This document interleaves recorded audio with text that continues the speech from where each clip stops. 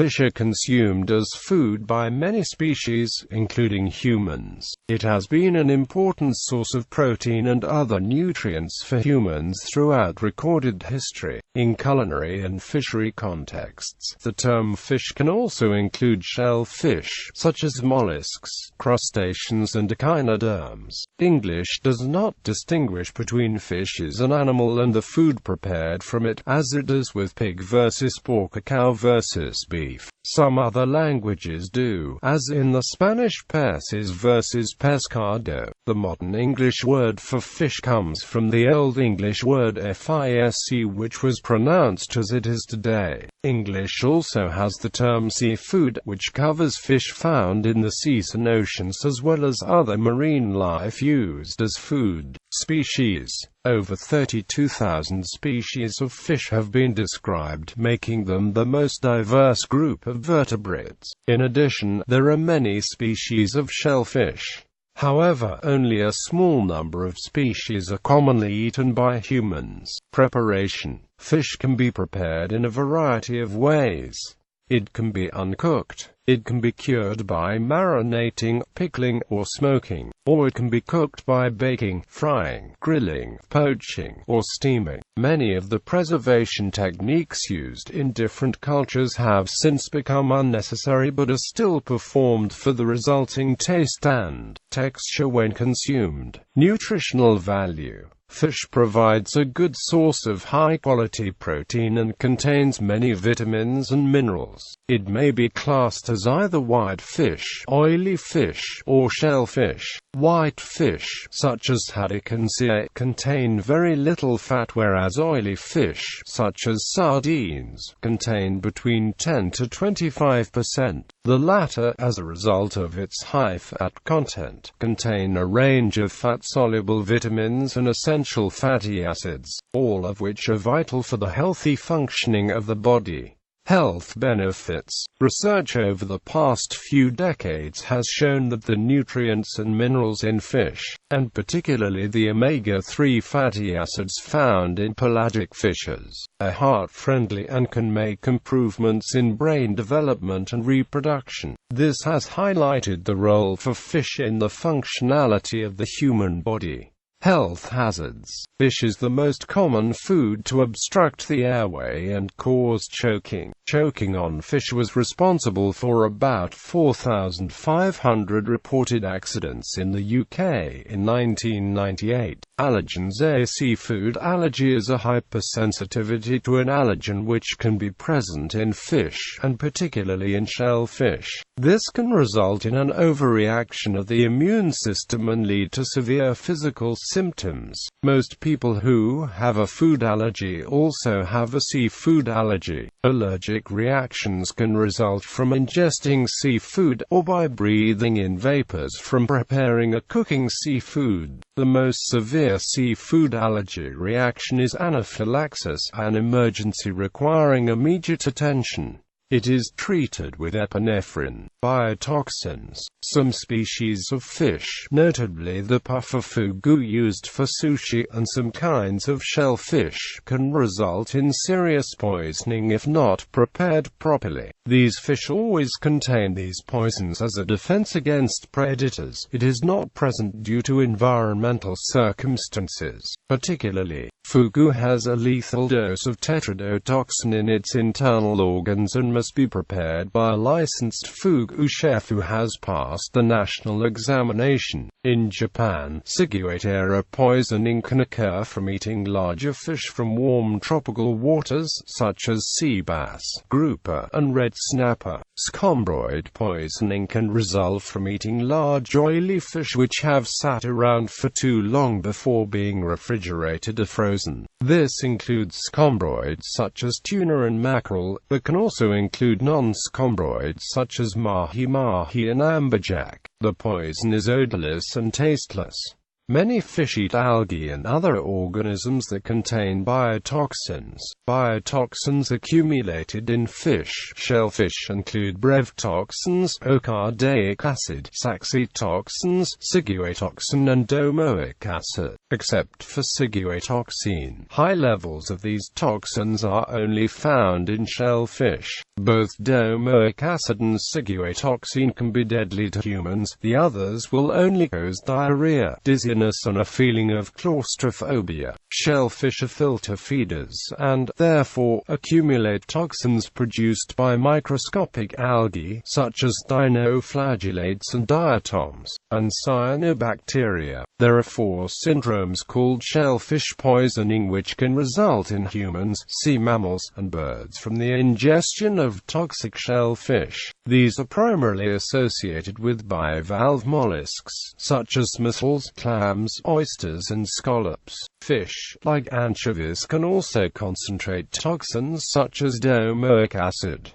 If suspected, medical attention should be sought. The toxins responsible for most shellfish and fish poisonings, including ciguatera and scombroid poisoning, are heat-resistant to the point where conventional cooking methods do not eliminate them. Mercury and other toxic metals. Fish products have been shown to contain varying amounts of heavier toxic metals. Toxicity is a function of solubility, and insoluble compounds often exhibit negligible toxicity. Organometallic forms such as dimethyl mercury and tetraethyl lead can be extremely toxic. According to the U.S. Food and Drug Administration, the risk from mercury by eating fish and shellfish is not a health concern for most people. However, certain seafood contains sufficient mercury to harm an unborn baby or young child's developing nervous system. The FDA makes 3 recommendations for childbearing women and young children. Do not eat shark, swordfish, king mackerel, or tilefish because they contain high levels of mercury. Eat up to 12 ounces a week of a variety of fish and shellfish that are lower in mercury. 4 of the most commonly eaten fish that are low in mercury are canned light tuna, salmon, pollock, and catfish. Another commonly eaten fish, albacore, has more mercury than canned light tuna. So, when choosing your 2 meals of fish and shellfish, you may eat up to 6 ounces of albacore tuna per week. Check local advisories about the safety of fish caught by family and friends in your local lakes, rivers, and coastal areas. If no advice is available, eat up to 6 ounces per week of fish you catch from a local waters, but don't consume any other fish during the week.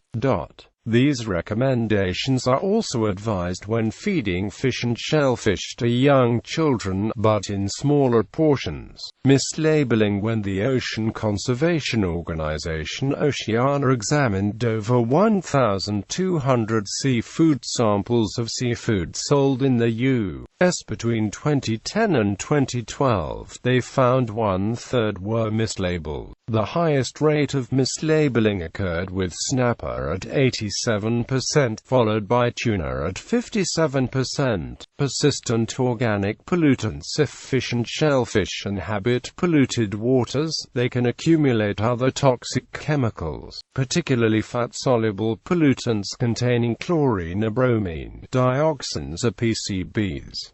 Fish that is to be eaten should be caught in unpolluted water. Some organizations such as Seafood Watch, RIKILT, Environmental Defense Fund, IMARES provide information on species that do not accumulate much toxins, metals.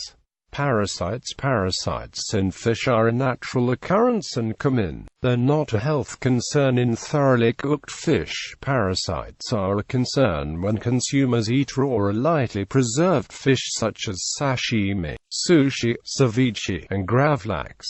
The popularity of such raw fish dishes makes it important for consumers to be aware of this risk. Raw fish should be frozen to an internal temperature of -20 degrees Celsius for at least 7 days to kill parasites. Home freezers may not be cold enough to kill parasites. Traditionally, fish that live all or part of their lives in fresh water were considered unsuitable for sashimi due to the possibility of parasites. Parasitic infections from freshwater fish are a serious problem in some parts of the world, particularly Southeast Asia. Fish that spend part of their life cycle in brackish or fresh water, like salmon, are a particular problem. A study in Seattle, Washington showed that 100% of wild salmon had roundworm larvae capable of infecting people. In the same study, farm-raised salmon did not have any roundworm larvae. Parasite infection by raw fish is rare in the developed world, and involves mainly three kinds of parasites: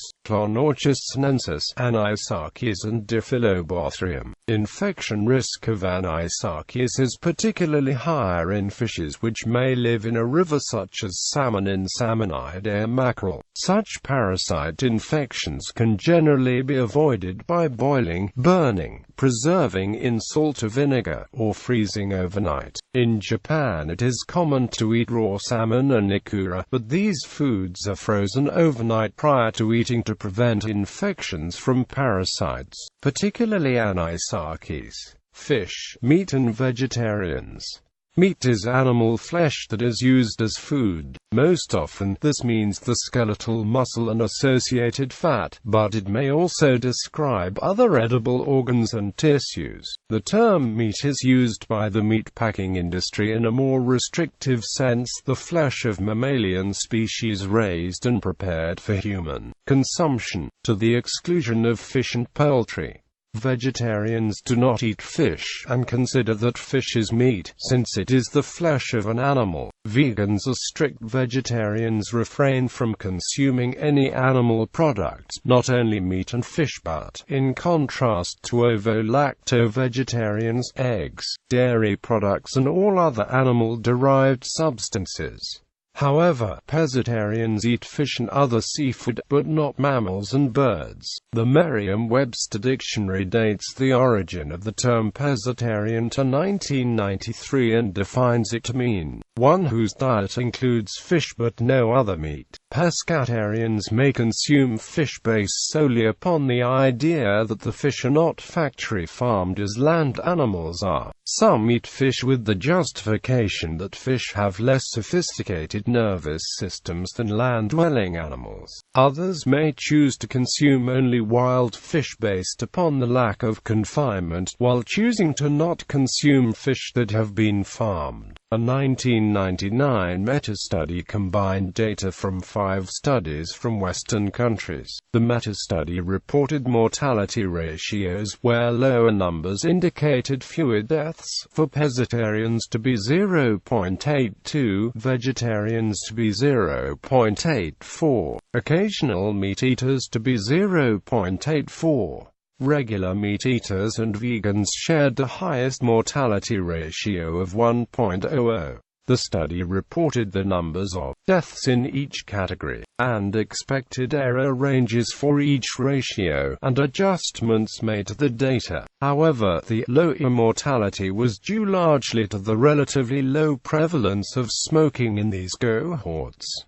In religion, religious rites and rituals regarding food also tend to classify the birds of the air and the fish of the sea separately from land-bound mammals. Sea-bound mammals are often treated as fish under religious laws, as in Jewish dietary law, which forbids the eating of cetacean meat, such as whale, dolphin or porpoise, because they are not fish with fins and scales, nor as mammals do they chew the cud and have cloven hooves, as required by Leviticus chapter 11 verses 9 to 12. Jewish practice treat fish differently from other animal foods. The distinction between fish and meat is codified by the Jewish dietary law of kashrut regarding the mixing of milk and meat, which does not forbid the mixing of milk and fish. Modern Jewish legal practice on kashrut classifies the flesh of both mammals and birds as meat. Fish are considered to be part, neither meat nor a dairy food.